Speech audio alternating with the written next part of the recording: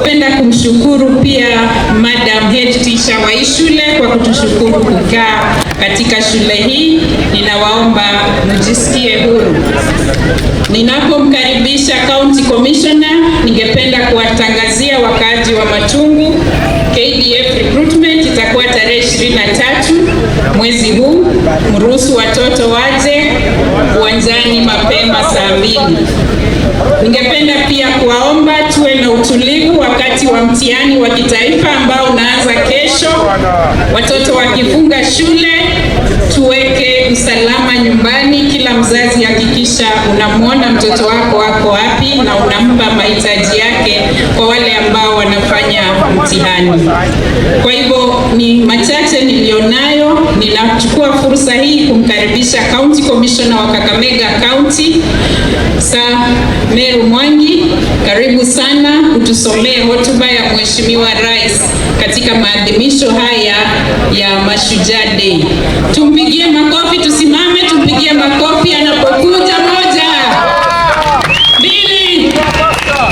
2, 3. Karibu sana. Hamjaboni wote? Hamjaboni tena? Maybe kabla sijasema ningeomba tu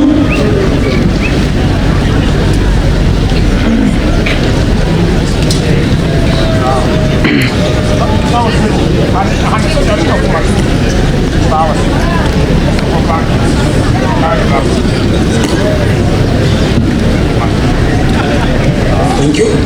Kwa majina ni Mwangi Meru, the County Commissioner Kakamega. Na mimi sifanyi kazi peke yangu, niko na security team. Ningeomba tu msimame ndio tuonyeshe wale ambao tunafanya kazi na wao. Na labda kungesema jina wao. Sema jina alafu endelee.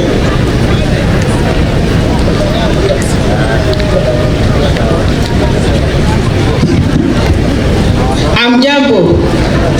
Kwa jina naitwa Lucy Kananu, County Police Commander Kakamega. Asanteni.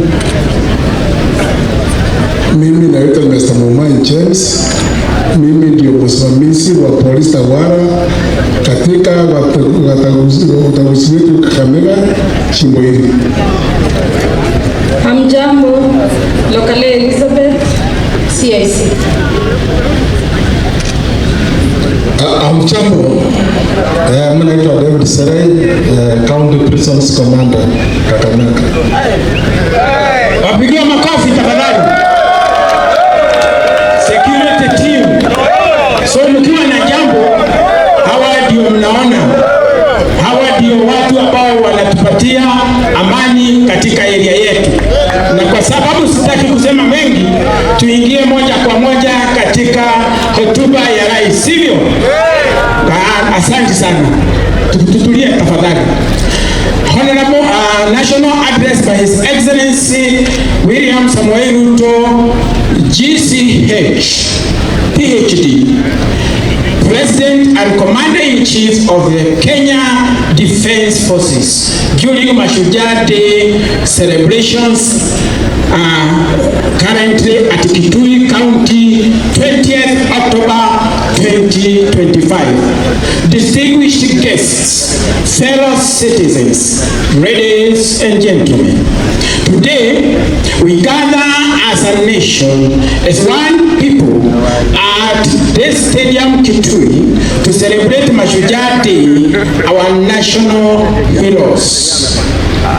Mashujaa Day is an occasion for remembrance, for celebration, for reflection, and for renewal.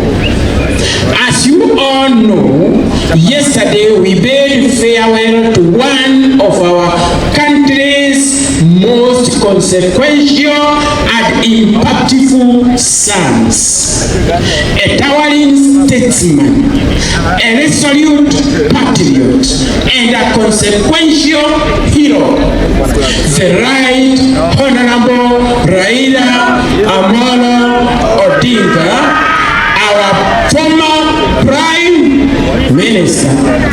This is the man, the legend, the Pan-Africanists, to whom we dedicate this Mashujaa Day.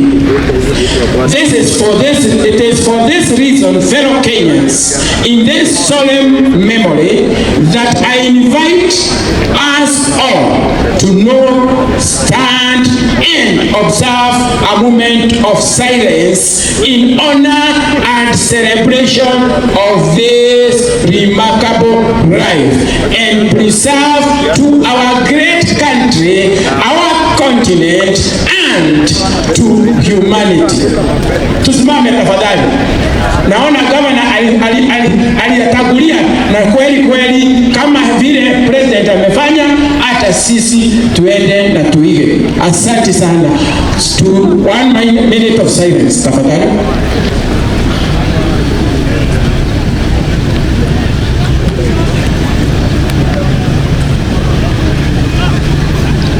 Thank you very much. And we continue. Sons and daughters of our motherland, Kenya.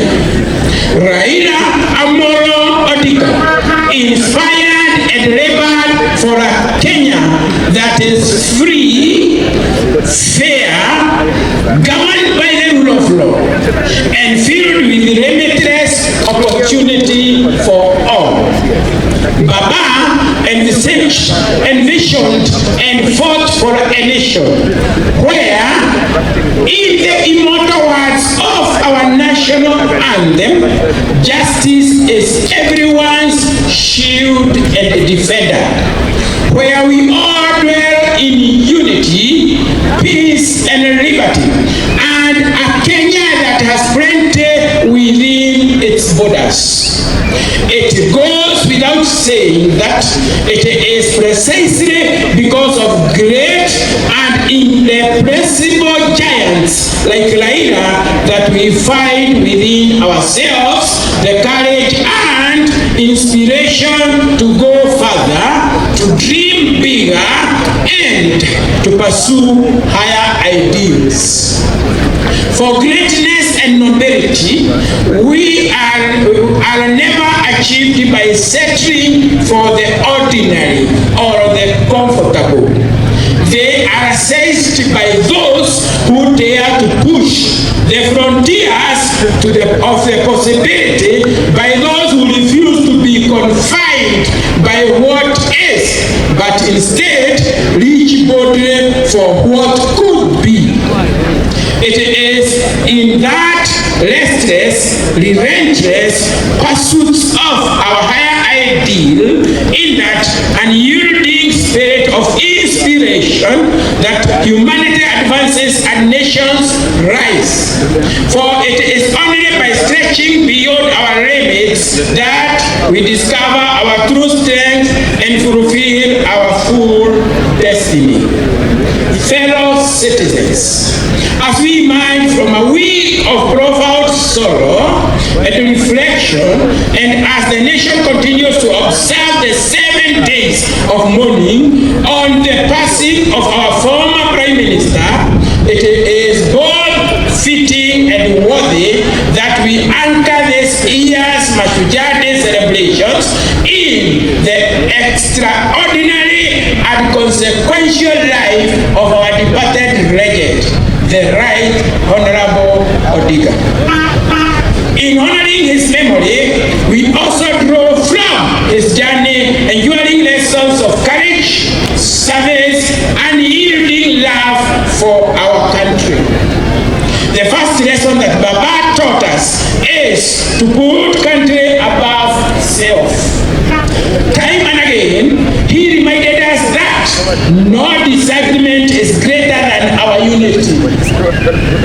No ambition more important than our peace. And no personal interests higher than the welfare of our nation.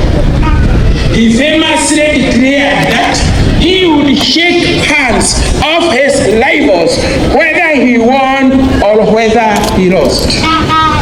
Because he loved Kenya more than he loved Raila Amolo Odinga. That was the measure of this great man. Earlier this year, when I invited him to address our cabinet retreat, Baba reiterated the need to ensure, above all else, that Kenya remains a stable and a secure nation. He reminded us that we may hold lofty visions and great ambitions, that we may dream big, daring dreams, but without a country and a stable political environment, they would remain mere wishes. Perhaps more significantly, he told us that an imperfect nation striving for perfect is far better than one that is consumed by chaos and anarchy. And he would readily point to countries in our region that were once stable but later descended into turmoil and disorder, and decades on, they are yet to regain stability, their people still enduring untold suffering and loss. This is the critical lesson that those who criticized and faulted Baba for working with me to stabilize the nation forget or refuse to acknowledge, or they just simply don't care. When some saw the opportunity to bring down their competitors, even if it meant bringing down the country, Baba chose the stability of Kenya. For Wambo, the specter of a failed state was too grave to contemplate.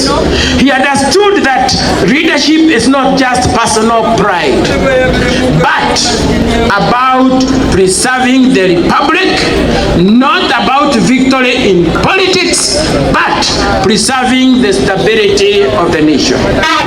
Secondly, fellow citizens, Baba's love for Kenya was deep, steadfast, and unconditional.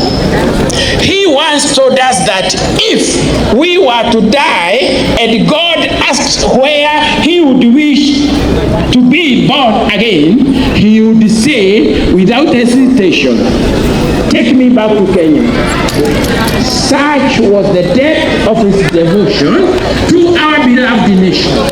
He knew that Kenya, like all nations, was not perfect, that nation building was work in progress, and that it's only renewed with the new generation. He understood that we are imperfect people, always striving towards a more perfect union. Yet, even in our flaws, he saw magic and beauty. In our struggles, he discerned promise, and in our contradictions, he would pick out hope and unity. To Raila, there was no place on earth more worthy of devotion, nor people more deserving of faith.